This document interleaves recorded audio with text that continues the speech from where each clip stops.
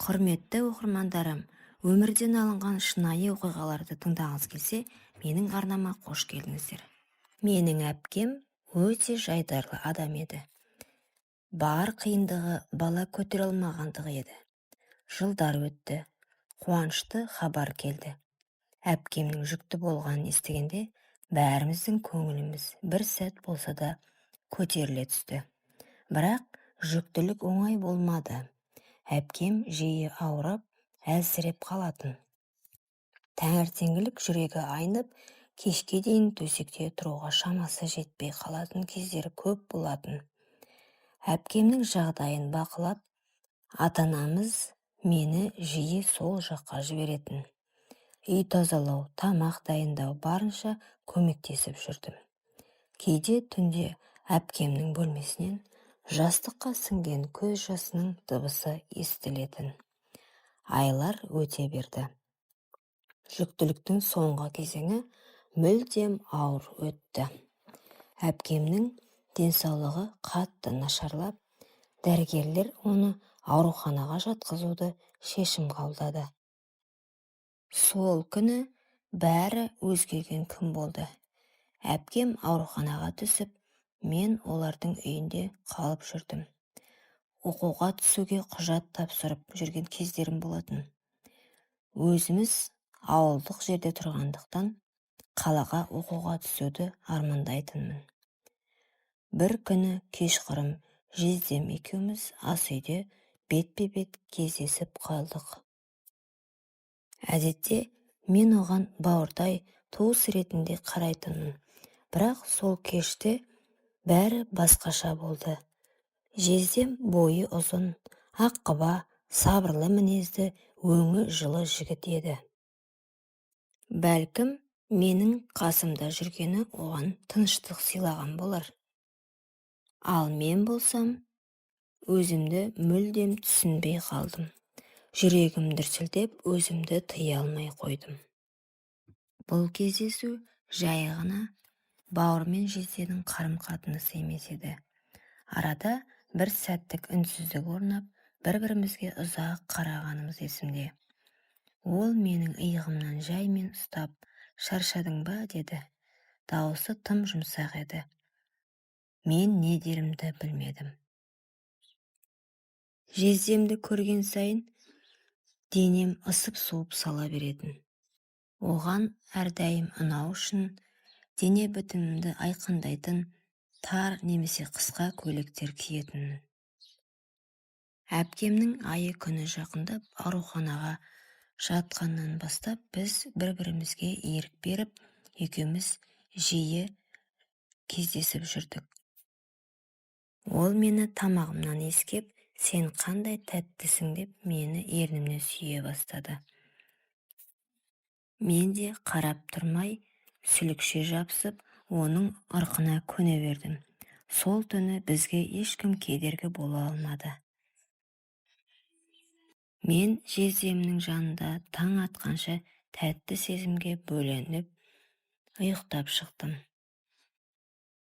Алғашында мен одан тартыншықтап, ұялып жүрдім, бірақ біртіндеп бұл құштарлық күшейіп, жиі кездесетін болдық.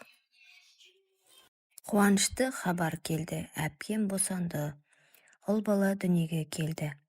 Бірақ қуанышымыз ұзаққа созылмады. Әпкем босанғаннан кейін тіл тартпай кетті. Мен оны баласын ауруханадан алып, ата-анамның қолына тапсырып, өзім сол сәтте ана болудың орнына сезімнің жетегіне кетіп, жездеме ара қатынасым одан сайын тереңдей түсті. Мен ешкімге бұл жайлы айтпап едім. Тек ата-анам мені ол жақта оқып жүр деп ойлады. Оқуға бармау үшін куратор ағаймен бір түн өткізіп, диплом аларда барамын деп ойлап жүрген кез едім. Бір күні ата-анам бәрін білді. Әкем маған қатты ұрсып, мені өзінің ащы тілімен ренжітті. Менің қызым ешқашан бұлай болмау керек еді, деп қатты ұрсты. Сол сәтте мен не істерімді білмей, жан дүниеме қайғыға тап болғандай сезіндім. Көп ұзамай өзімнің жүкті екенімді білдім. Жездем бұны естіп, есің дұрыс па, сақтанбайсың ба? Мен бұл баланың әкесі болуға дайын емеспін деп, ат-тонын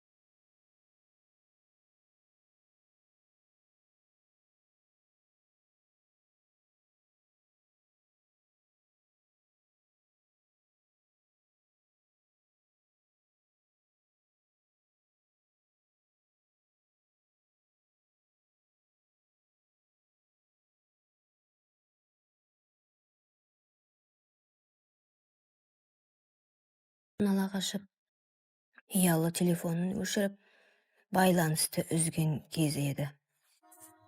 Сол күннен бастап мен өзімді жалғыз сезіндім. Аборт жасаттым. Ал жездем болса, 1 жылдан соң үйленіп кетіпті. Ал менің жатырымда инфекция пайда болып, дертке шалдықтым. Сол сәттен бастап мен өзімді жалғыз сезіне бастадым. Жүзімде сондай бұрынғыдай сұлу емес еді, және еркектердің назарын тартатындай түрімді қалмады. Өзімді өмір бақи ешкімге керек еместей сезіне бастадым. Бәлкім бұл әпкемнің рухы маған риза болмағаны болар. Сол күннен кейін мен өзімді қайта бастауға бел будым. Жоғалтатын ештеңем қалмағандай болды. Жанымда ешкім жоқ. Ата-анам теріс айналды. Әпкем де келместің кемеліне кетті. Ал жүрегімде тек өкініш пен өз-өзіме деген жиіркеніш. Қала шетінде жалға берілетін ескі жатақханадан бөлме алдым. Едені сықырлаған, терезесі сынық, пеші істемейтін. Бірақ бұл менің жаңа өмірімнің бастамасы еді. Таңертең жұмыс іздеп шығамын, кешке шаршап келіп, үнсіз түнмен сырласамын. Кейде көше тазалаушы болуға да келістім. Кейде кафе ыдыс жуып, ақшамды тиынмен жинадым. Апталар өтті, айлар өтті, ішімдегі өкініш азайған жоқ. Бірақ мен өзіммен күресуді үйрене бастадым. Бір күні қоғамдық ұйымға ерікті болуға өтініш бердім. Ол жерде жалғызбасты аналарға көмектесетін бөлім бар еді. Сон аналардың көз жасын көріп, балалардың үмітпен қараған жүзін сезініп, мен алғаш рет өзімді біреуге керек адамдай сезіндім. Сол жерден менің шынайы сауығуым басталды. Мен олармен бірге күліп, бірге жыладым. Өзімнің өмірімдегі ауыр сабақтарды басқа әйелдермен бөлістім. Біреу үйінен қуылған, біреу мен секілді қателік жіберген. Біз бір-бірімізді сөзсіз түсінгендейміз. Бір күні көмекке мұқтаж бір келіншек келді. Қасында кішкентай қызы бар. Ол маған қарап, «Сіз өте мейірімдісіз, өз балаларыңыз бар ма?» деді. Мен сәл кідіріп жымиып жауап бердім. Жоқ, мен бұл өмірде көп нәрсе жоғалттым. Енді соларды қайтаруға тырысып жүрмін. Осы жауапты айтқанда өзімді алғаш рет жеңіл сезіндім. Мен өткеннің жазасын толық тарттым. Жүрегімде жара бар, бірақ ол енді мен емес, мен оны басқара бастадым. Бұл мені күшейтті. Ар ұжданыммен бетпе-бет келіп, жеңілген кезімде ғана адам болуға бір қадам жақындағанымды түсіндім.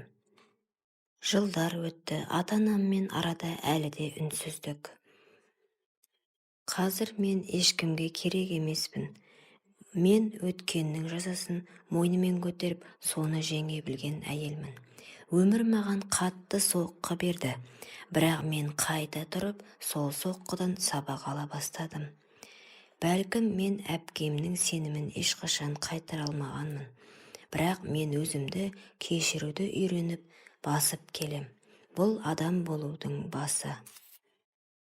Кейде терезе алдында отырып, өткен өмірімнің әрбір сәтін көз алдымнан өткіземін.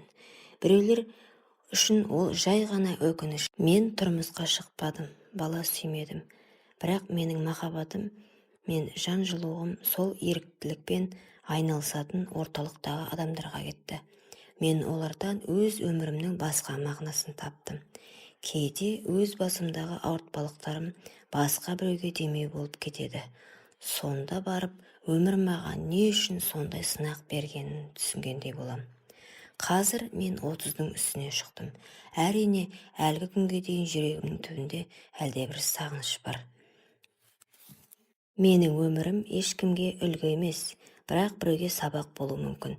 Бәлкім бір қыз мен секілді әлсіздікке жол бермес. Бәлкім бір әйел өткеніне қарап, өзін жек көрмей күресе бастар. Сол үшін мен өз тағдырымды жасырып отырған жоқпын. Себебі жүрек жарасы, егер оны қабылдай білсең, сенің ең үлкен күшің бола алады. Назар қойып тыңдағандарыңызға рахмет.